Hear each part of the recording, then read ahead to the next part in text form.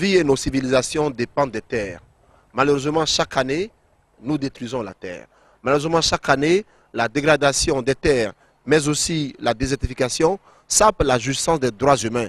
Parmi ces droits, on cite souvent le droit à l'alimentation. La FAO estime que près de 2 milliards de personnes sont menacées par la malnutrition et il semble que près de 800 millions de personnes vivent chaque jour le ventre vide, sans manger même pas de gari. Chaque jour, la malnutrition ou la faim dans le monde. Pire, la diminution des ressources en eau risque de pousser beaucoup de personnes dans un stress hydrique sans précédent. Chaque année, environ 12 millions d'hectares sont partis, 12 millions d'hectares de terre, presque la superficie du Bénin, que nous perdons au nom de la désertification ou de la dégradation des terres. Et pour en parler, voir quel est le lien entre désertification, dégradation de terres, pratiques agricoles durables et survie de l'humanité, nous recevons dans l'émission Terre à Terre Plus pour vous cet après-midi, Monsieur Félix Compaoré. Monsieur Félix Compaoré, bonsoir. Bonsoir. Monsieur Félix Compaoré est coordonnateur du programme Résilience au sein du CIRS. Il aura le temps de nous expliquer en détail ce qu'est le CIRS. Et lui-même expert en développement rural et la bonne gestion des ressources naturelles. Monsieur Félix, le CIRS est basé à... Le site est basé à Ouagadougou. Voilà, et de toute façon, en vous voyant si bien habillé, le CIRS basé à Ouagadougou, créé depuis...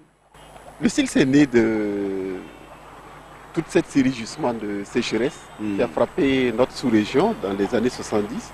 Et donc c'est en 73, en septembre 73, que le CILS a été créé par 9 États membres qui ont jugé que la situation était assez préoccupante et il fallait donc une mesure et des propositions à l'échelle régionale pour essayer de contrer cette avancée de la sécheresse et la désertification.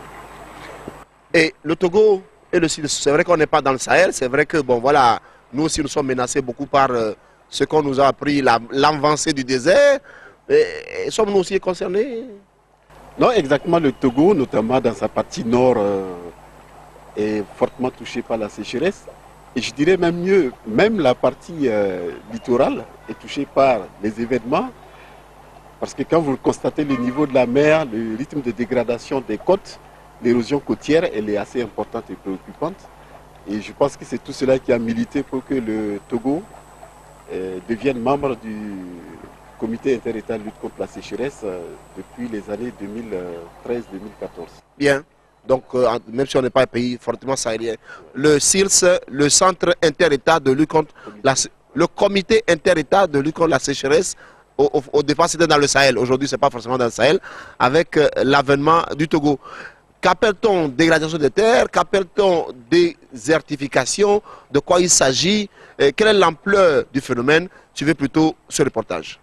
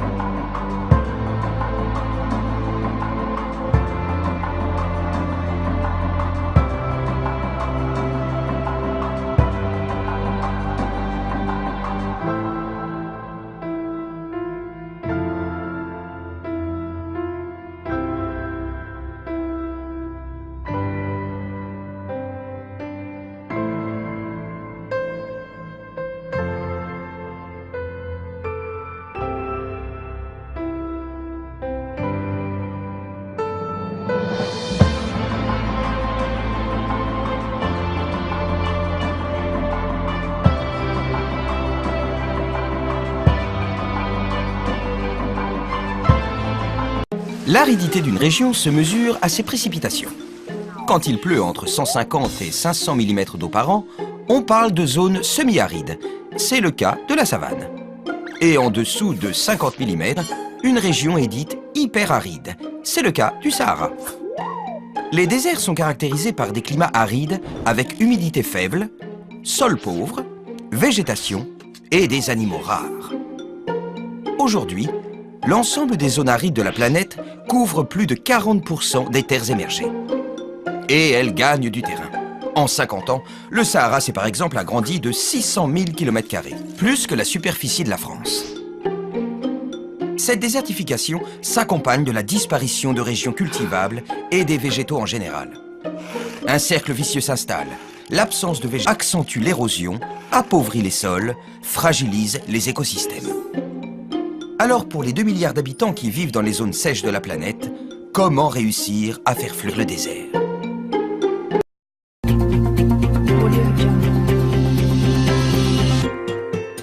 Vous êtes bien rendu compte, eh bien, sans terre, sans vie. Nous recevons dans l'émission Terre à Terre Plus ce soir, donc comme je disais tantôt, M. Félix Compaoré du CIRS, le comité inter-État de lutte contre la sécheresse.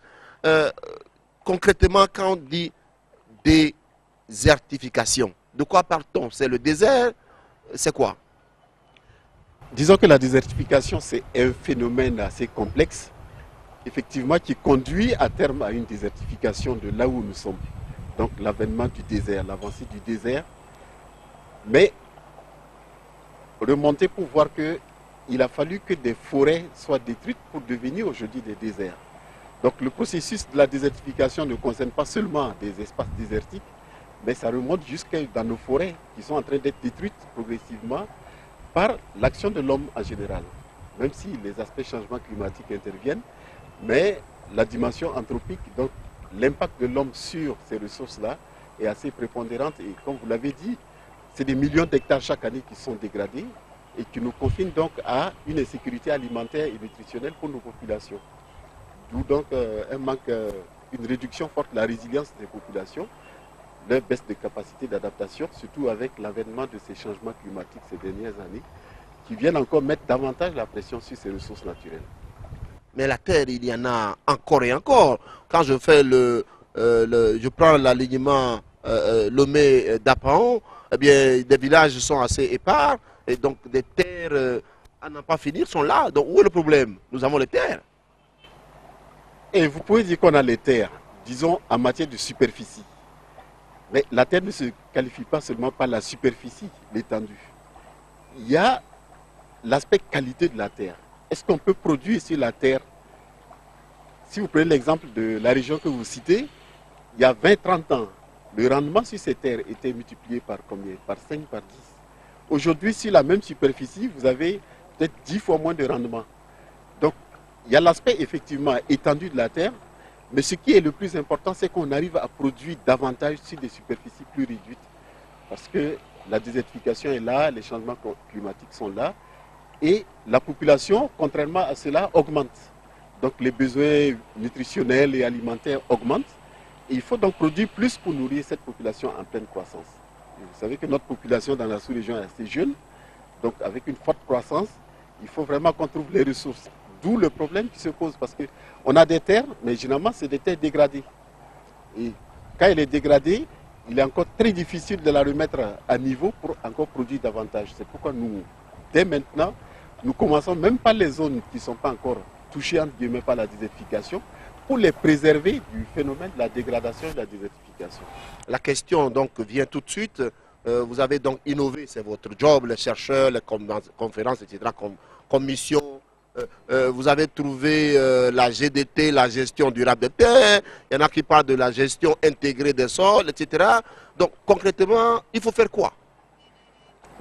Bon, je pense qu'avant tout, il faut que nous dépassons les concepts et les théories.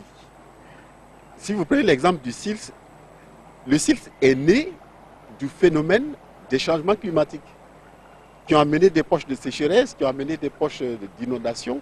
Et face à tous ces phénomènes climatiques, ça a provoqué soit l'avancée du désert, soit la désertification. Et je pense que gestion durable des terres, changement climatique, comme on dit, c'est deux facettes, du D'une même pièce, tout à fait. Voilà. Donc, par rapport à ça, je pense que l'essentiel est que nous sachions que maintenant, au regard des changements climatiques qui sont là, au regard du niveau de désertification et de dégradation des terres que nous avons, nous devons dès maintenant et immédiatement commencer à traiter et à restaurer nos terres, afin d'avoir une capacité de production qui permette de combler les besoins des populations en pleine croissance, comme je vous l'ai dit. L'émission s'appelle Terre à Terre, M. Compaoré. Et donc, pour les élèves qui sont en classe de 6e, on va leur demander bientôt, citer quelles sont les grandes causes de la désertification au Togo. Ils peuvent écrire quoi? Bon, je pense que c'est effectivement une bonne question. Et il faut que nous parlons très simplement pour nous faire comprendre. Tout à fait. L'élève qui se... Si vous prenez déjà un premier exemple, l'enfant, quand son papa va lui raconter la vie à l'époque où lui, il venait au monde, prenez par exemple l'exemple de la pluviométrie. Il y a 50 ans, le niveau de la pluviométrie au Togo, par rapport à aujourd'hui, vous voyez qu'il y a une forte baisse de la pluviométrie. Tout à fait, oui. Et par exemple, si on prend l'exemple dans certains pays, la hauteur d'eau qu'on avait par exemple au niveau de Lomé il y a 50 ans, actuellement, il faut aller à 200 km pour avoir ce même niveau d'eau. Parce que ça a fortement baissé. Donc déjà, c'est des signes qui montrent qu'il y a des changements par rapport déjà à la pluviométrie. Si vous prenez aussi la production, avant, dans des zones fertiles, comme vous dites là, autour de Lomé et tout ça, on n'avait pas besoin de cultiver 5 hectares pour produire. La production sur un demi-hectare vaut actuellement la production actuelle de 5 hectares. Et ça suffisait pour les 15 enfants de la maison. Ouais, exactement, exactement.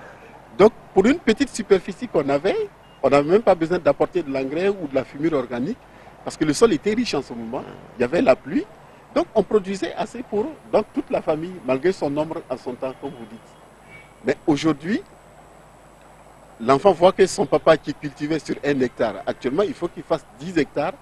S'il n'apporte pas soit du fumier, soit des engrais, pour avoir la même production.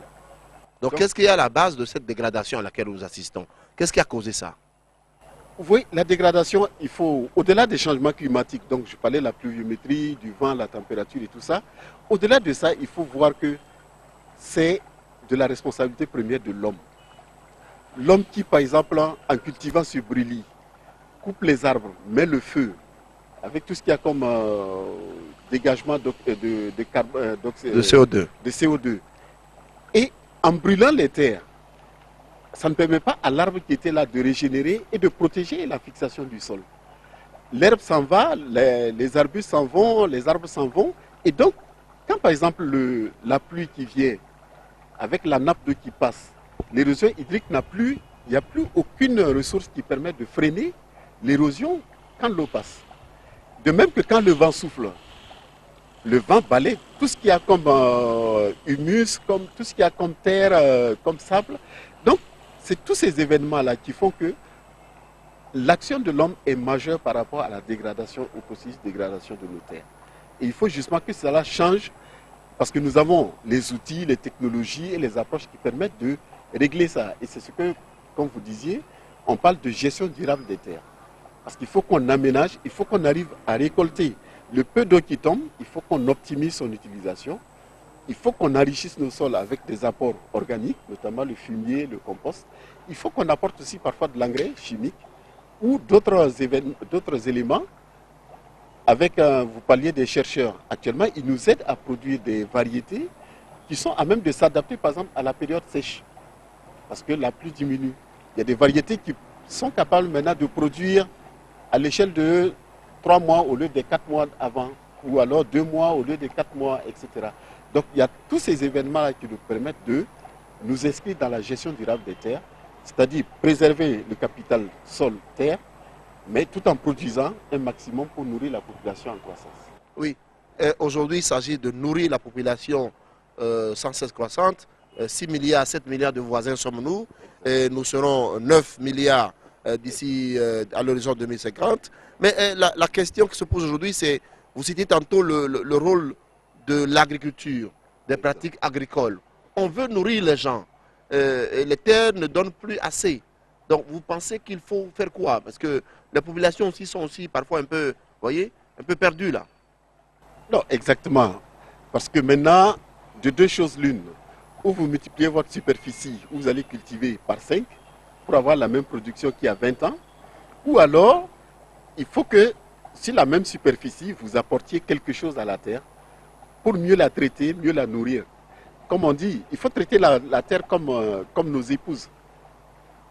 Mieux tu t'occupes de la terre, et plus elle va te rendre ce que tu as produit. Et comme on dit, comme vous dites là, les paysans ont l'habitude de dire que la terre ne ment pas. Si tu apportes 1 tonne de fumure organique à la terre, elle va te rendre automatiquement l'équivalent, et même peut-être plus. Donc il faut que nous arrivions à soigner la terre quand elle est dégradée. Il faut que nous arrivions à préserver les terres là où elles ne sont pas encore dégradées. Mais ça prend beaucoup de temps. Il semble que pour faire ramener une mode de terre, il faut 500 ans. Ça prend beaucoup de temps quand même. Exactement. Et c'est en ça que nos politiques doivent être à l'avant-garde et puis avoir des actions proactives. Parce que comme vous l'avez si bien dit, le coût de la restauration de la terre est prohibitif par rapport au coût de la conservation de la terre. C'est-à-dire que pour 1 milliard que vous avez, entre guillemets, économisé parce que vous n'avez pas aménagé le bas-fond, dans 10 ans, ça ne sera plus 1 milliard, mais ça sera 50 milliards que vous devrez d'abord pour amener un niveau de seuil avant même de commencer à l'aménager. Donc, il faut que nos politiques sachent qu'il faut dès maintenant, c'est pourquoi j'insistais pour dire que il faut commencer dans les zones qui ne sont même pas encore touchées entre guillemets par la sécheresse pour éviter de devoir investir 100 fois l'argent que nous aurions pu mettre aujourd'hui pour juste maintenir et restaurer et garder la terre à son niveau de production. Restaurer la terre, la garder à son niveau de production. Pourrions-nous faire vivre les 9 milliards de voisins que nous serons bientôt? Quel type d'agriculture devons-nous adopter? L'agroécologie permettra-t-elle à elle seule de pouvoir nourrir la planète? C'est autant de questions qui vont être débattues dans cet élémentaire que je vous propose. Suivez plutôt pour voir comment nourrir la population tout en préservant nos ressources, nos sols.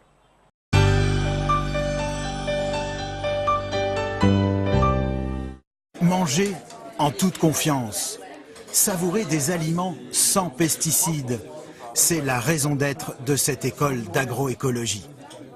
Après le repas, dans ce jardin, les stagiaires apprennent l'art de cultiver en harmonie avec la nature. Taille. Allez, vas-y. T'as le droit de te tromper.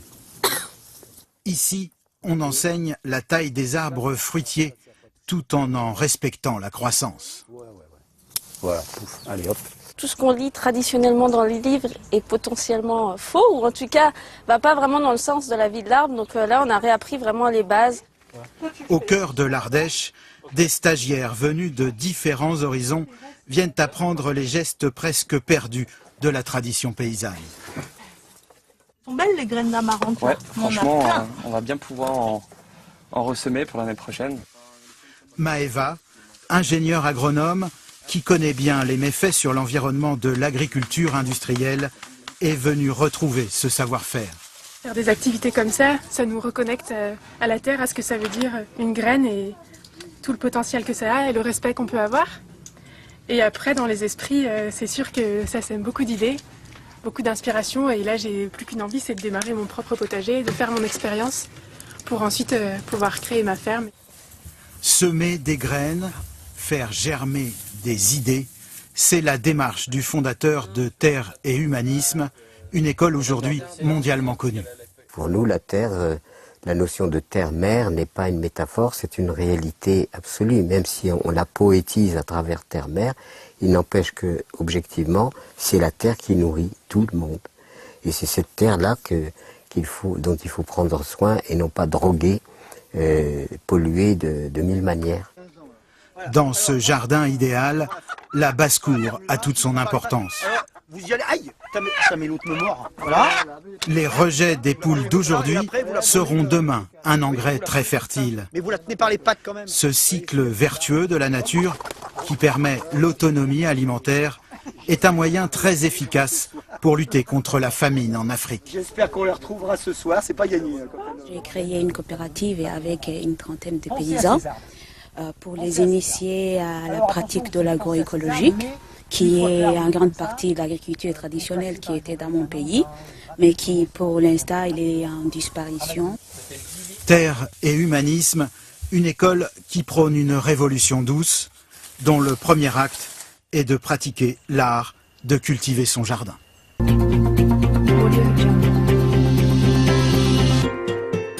Terre à Terre Plus revient cet après-midi pour vous parler de dégradation de terre et aussi de désertification. Nous avons avec nous M. Félix Compaoré. Il nous vient tout droit de Ouagadougou. Vous avez suivi cet élément qui montre très bien l'importance d'adopter de nouvelles pratiques. Mais aujourd'hui, on voit davantage venir de nouvelles méthodes, de pratiques qui étaient là, mais difficiles à arrêter. Les pratiques agricoles. Je veux parler ici de l'utilisation abusive des engrais et des produits chimiques. Qu'est-ce que vous en dites en tant que spécialiste des terres? Ben exactement, c'est une menace, non seulement pour notre consommation, c'est-à-dire que la nourriture que nous mangeons, mais aussi et surtout pour l'eau que nous buvons. Parce que nous arrivons à des schémas où non seulement les gens, parce que justement comme la terre devient de plus en plus rare et qu'elle devient de moins en moins fertile, on se rapproche des cours d'eau. Donc en se rapprochant des cours d'eau, on utilise beaucoup de pesticides et beaucoup d'engrais. Et ces pesticides et ces engrais qui vont descendre dans le sol vont repartir dans le lit du fleuve. Et ce lit du fleuve-là va irriguer non pas seulement des villages ou des communes, mais ça va irriguer des pays. Si vous prenez le cas de la Volta, où nous travaillons avec justement le Ghana, le Togo et le Burkina, c'est-à-dire que tout ce qui a comme résidu qui est transporté donc par l'eau va intoxiquer entre guillemets les populations togolaises, burkinabées et ghanéennes. Donc quelque part, les burkinabés aussi nous tuent, hein? Et nous nous tuons réciproquement. Vos cotoculteurs, là, avec la quantité énorme, ahurissante de produits chimiques dégagés, quand même, hein? Vous nous tuez, là. Bon. Et c'est pourquoi nous disons qu'il faut arriver à produire plus, mais de manière à préserver le capital terre. Et pour préserver le capital terre, il faut justement qu'on utilise des moyens technologiques, écologiques, qui puissent nous préserver de tout cela. Et c'est pourquoi, par exemple, dans la gestion durable des terres, les technologies qui sont promues, c'est quoi? C'est la gestion de l'eau à travers différents outils ou différentes technologies comme le ZAI, les demi-lunes, des petits aménagements et tout ça. Ouais. Mais également l'utilisation, par exemple, du fumier. Au lieu, par exemple, de mettre l'accent sur les engrais qui vont polluer et les eaux et les terres, on peut donc utiliser, par exemple, le fumier, le compost. Et par exemple, dans votre zone, vous avez innové avec ce qu'on appelle le compost rapide. Tout à fait. Qui, au bout de quoi? À moins d'un mois, déjà, vous avez prêt. la fumure que vous pouvez utiliser rapidement. Donc, tout ça, c'est des outils que Mais on parle de 9 milliards de voisins, monsieur Compaoré. Je ne sais pas si vous comprenez la chose. Le monsieur le ministre de l'Agriculture, que j'aime bien, qui fait beaucoup pour nourrir sa population, parce que quand même c'est la prioritaire du citoyen, il faut manger. Là, il faut nourrir tous les Togolais. Là. Donc, votre fumier, je ne sais pas, on va en trouver combien, vos trucs agroécologie. Alors, apparemment, il faut aller vite, là. Exactement, il faut aller vite, mais bien. Et comme disent les latins, qui va piano va sano, qui va lentement va sûrement. On peut se précipiter, effectivement, inonder le marché de produits avec les pesticides qui sont là. Mais il faut faire très attention. Il ne faut pas que la nourriture que nous allons consommer soit aussi la source de notre mort. Parce qu'en ce moment, le problème de ces engrais, ces pesticides, c'est que une fois ingérés dans l'organisme, qu'est-ce qui provoque comme changement au niveau du génotype, au niveau même de l'homme dans sa structure? Donc il faut faire très attention. C'est pourquoi nous insistons pour dire que ces engrais-là, nous pouvons les utiliser, mais il faut que leur utilisation soit sous contrôle et bien organisée.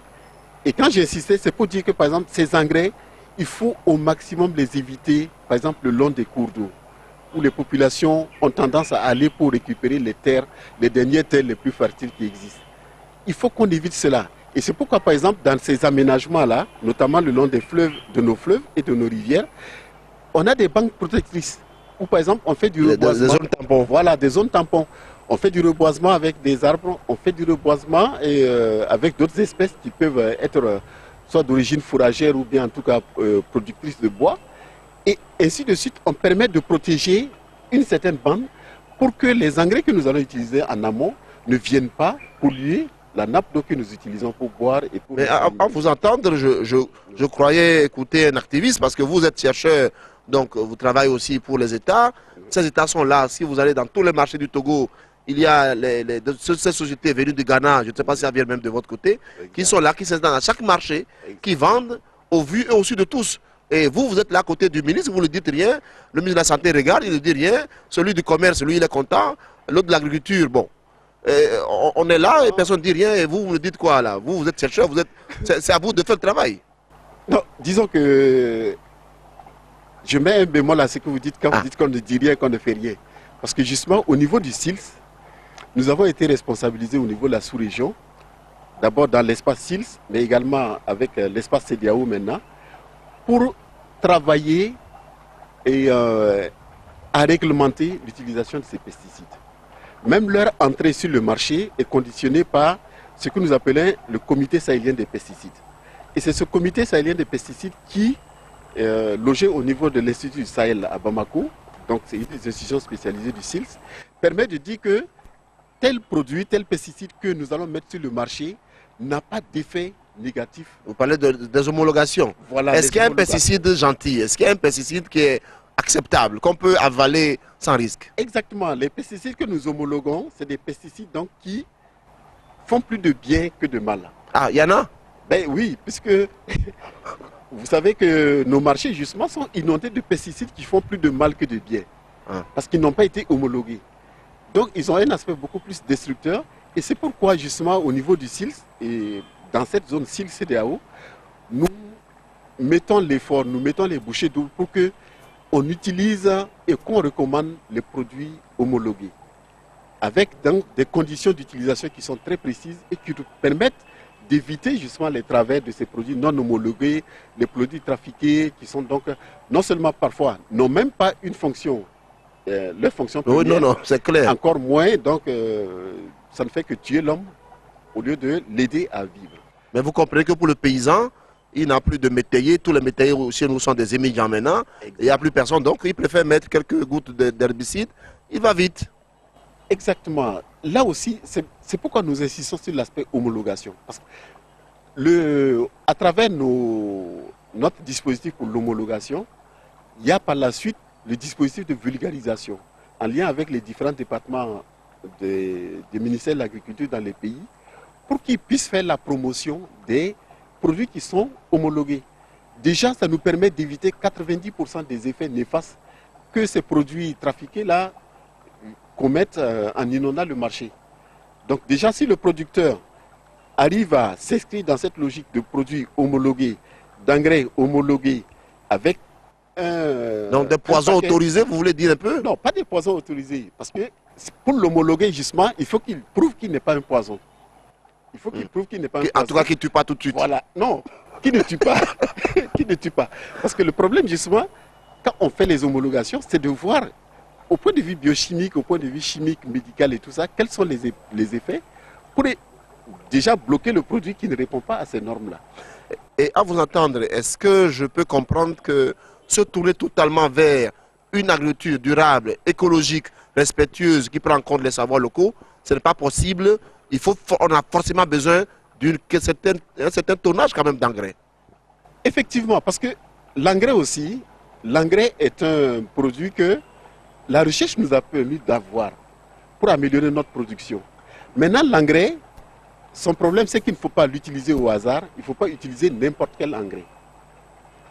Et comme vous le voyez, par exemple, il y a les formules de l'engrais.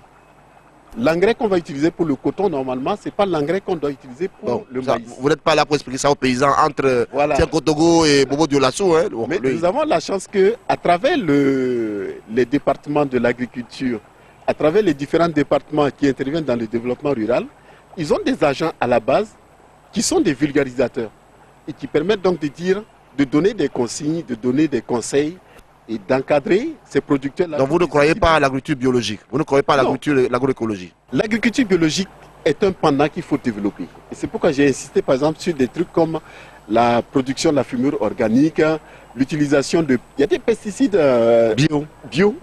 Donc, il y a tous ces produits-là. Mais comme vous l'avez dit, il faut nourrir 6 milliards. Et il faut nourrir d'ici là 9 milliards.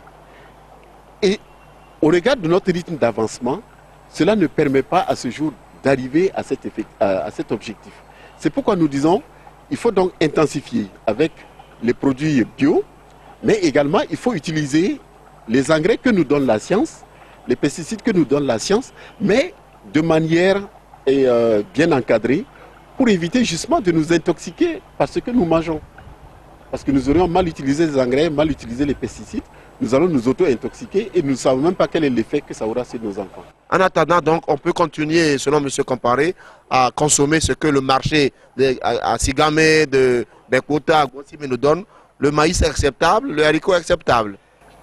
Faisons attention, parce que avant de dire que c'est acceptable ou non, comme je l'ai dit, il faut remonter à l'amont pour s'assurer que les producteurs n'ont pas utilisé des produits prohibés, qui n'ont pas utilisé des semences prohibées et tout ça, et que donc ce que nous avons dans l'assiette est quand même conforme à un certain standard qui nous permet... Comme on dit ailleurs, alhamdoulilah, que Dieu nous garde.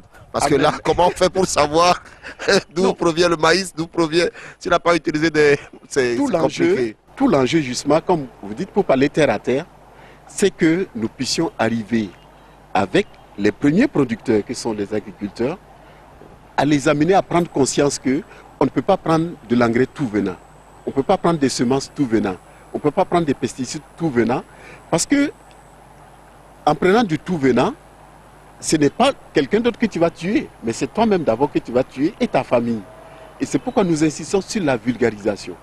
Et cette fonction-là, qui avait été plus ou moins atténuée avec les ajustements structurels et tout ça, il faut qu'on les mette en avant pour que le producteur ait ce premier réflexe. Sinon, comme vous dites là, nous allons passer le temps à nous intoxiquer puisque nous ne pourrons pas faire la différence entre le maïs issu d'un pesticide non homologué du maïs issu d'un pesticide homologué. Voilà, d'un problème à un autre, nous parlons aujourd'hui gestion des terres.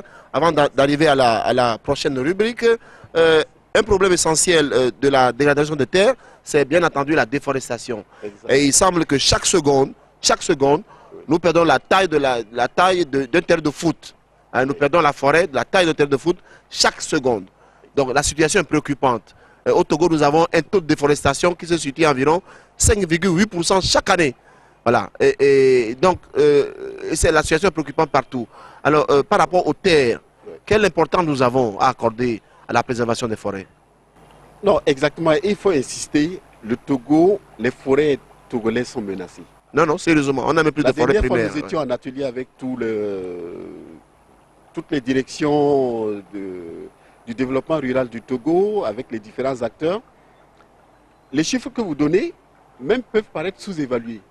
Parce que le rythme de déforestation est tellement important que quand vous voyez les images satellitaires du Togo il y a 20 ans et du Togo aujourd'hui, ne parlons pas du Togo il y a 50 ans, mais l'évolution est tellement impressionnante qu'il faut vraiment qu'on arrive à arrêter ceci. Si les Corto, les premiers ministres là, ils venaient, ils allaient fuir. Hein. Et c'est pourquoi effectivement il faut que nous appliquions les principes de la gestion durable des terres, qui veulent que par exemple les cultures sur brûlis, on puisse les abandonner au profit d'une culture intensive.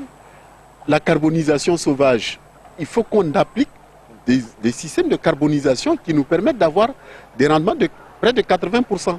Au lieu d'avoir des rendements à 30% parce qu'on le fait de manière artisanale et sauvage, il faut que nous appliquions toutes ces mesures-là. Et comme on l'a dit, ces forêts que Dieu nous a données, ou alors que vos arrière-parents ont permis de reboiser et qui sont devenus des grandes forêts aujourd'hui, il faut que nous, quand nous coupons un arbre, nous sachions qu'il faut replanter un arbre en remplacement pour que nos enfants aussi et nos arrière-petits-enfants là puissent bénéficier de la forêt dont nous avons bénéficié aujourd'hui et il y a 20 ans. Voilà.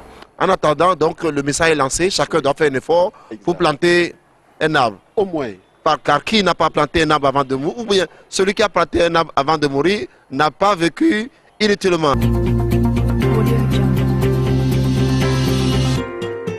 Nous parlons cet après-midi de dégradation des terres avec M. Félix Compaoré, donc il nous vient directement du CILS, le comité inter-État de lutte contre la sécheresse. Vous avez compris dans cette émission ce qu'est la dégradation des terres, ce qu'est la déforestation et ce qu'est aussi le déboisement. Alors aujourd'hui, nous sommes arrivés à une situation où il faut effectivement agir et il y a des pratiques qu'il ne faut pas encourager et d'autres qu'il faut répliquer. Votre carton vert, vous l'envoyez à qui? Le carton vert, je pense que je l'enverrai à un centre comme le centre Songhai. À qui au Bénin? Au Bénin, votre voisin immédiat, qui permet justement de montrer à tout producteur comment les ressources naturelles dont nous disposons peuvent nous servir à produire des céréales pour vivre, à produire des légumes, à produire de l'énergie, à produire, donc à gérer de manière durable les ressources dont nous disposons. Et voilà un modèle de gestion intégrée de l'écosystème qui nous permet de vivre sans détruire ce que Dieu nous a donné à travers la nature. Et justement, le centre Songhai promeut l'agroécologie, promeut des pratiques durables et l'agriculture biologique. Votre carton rouge, qui le prend? Mon carton rouge, pour votre zone spécialement, ce qui me frappe, c'est ce dont on parlait tout à l'heure, la déforestation, qui a une vitesse grand V, et notamment cet aspect carbonisation sauvage. Voilà que nous coupons des arbres qui sont là depuis 50 ans. Et malheureusement, le charbon qu'on en tire ne fait même pas 30% de la capacité de production. Donc je donne un gros carton rouge à ces mauvais utilisateurs des forêts qui détruisent la forêt sans même songer à la régénérer, encore moins à la préserver. Donc carbonisation, il faut aller vers une carbonisation améliorée. Exactement. Il y a des outils actuellement qui nous permettent d'avoir des rendements de 80%. Donc au lieu de couper 10 arbres, avec un arbre, on a le charbon nécessaire pour autant de familles. Sans compter que, par exemple, à travers notamment aussi d'autres projets du CILS et de la sous-région, on peut promouvoir des énergies domestiques renouvelables. Donc les foyers améliorés, voilà, les gaz butane, etc. Les biogaz, etc., les biodigesteurs. Tout cela, ce sont des outils qui nous permettent de générer de l'énergie propre. Voilà. Et réduire notre pression sur le bois et du coup réduire la déforestation. Voilà, donc merci beaucoup. Votre carton vert et rouge, ça nous intéresse beaucoup. On va l'envoyer, le carton vert, au Bénin, à Songhai. Le rouge, on va le planter dans toutes les zones du Togo, dans nos forêts qui restent, les parcs. Malheureusement, avec parfois la complicité même de vos collègues. Est-ce que ce sont vos collègues, n'est-ce pas? Non, disons c'est la fraction marginale des collègues qui n'ont pas encore compris qu'en détruisant ce que nous avons aujourd'hui, c'est même leur propre vie qu'ils détruisent. Tout à fait. Donc, œuvrons donc à une gestion durable des ressources naturelles, à une gestion intégrée des écosystèmes que nous avons. Et je pense que tout le monde s'en sortira. Et nous vivrons sainement et plus longtemps avec des générations qui nous diront merci papa, parce que nos arrière-petits-enfants diront que on a retrouvé ce qu'on avait comme capital. Merci beaucoup, monsieur Félix Compaoré. Merci à vous. C'est le bon Compaoré. Merci beaucoup d'avoir été dans cette émission. Nous allons parler aujourd'hui dégradation des terres et déforestation. Non, pardon, désertification. Comme vous l'avez compris dans cette émission, il est important d'aller vers des pratiques de gestion durable des terres. Le 17 juin 2015, c'est la journée mondiale de lutte contre la désertification. Et cette année, le thème, c'était « Investissons dans les sols sains ». Donc c'est avec ce message d'investissons dans les sols sains que nous aimerions arrêter cette émission, en vous rappelant notre site web, en vous rappelant la page Facebook de l'émission, mais aussi notre adresse email. Envoyez des suggestions, des thématiques sur lesquelles vous aimeriez que Terre à Terre puisse revenir. Monsieur Compaoré. Je pense qu'avant que vous ne disiez le dernier mot, allez-y. Il est important pour notre organisation qui est le CILS de vous féliciter pour le travail que vous faites à la base. Parce que comme vous dites, c'est une émission où les gens, terre à terre, parlent de leurs problèmes. Et le problème, c'est quoi? C'est la gestion des écosystèmes naturels qui sont là, qui sont le garant de notre survie. Et vraiment, je tenais, avant la fin de cette émission, à vous féliciter, et à vous remercier et à vous encourager d'aller de l'avant. C'est le même combat que nous menons tous. Et bon vent à l'émission, bon vent à vous. Merci. Bon courage et pleine réussite à vous. Même peuple, même combat. Exactement. Voilà. Donc, comme je disais tantôt, envoyez-nous des commentaires, des suggestions, mais aussi vos critiques. Nous ferons l'impérieux devoir d'y répondre. Rendez-vous est pris la semaine prochaine pour un autre thème. Au revoir et ciao, ciao. Chaque sol est une richesse.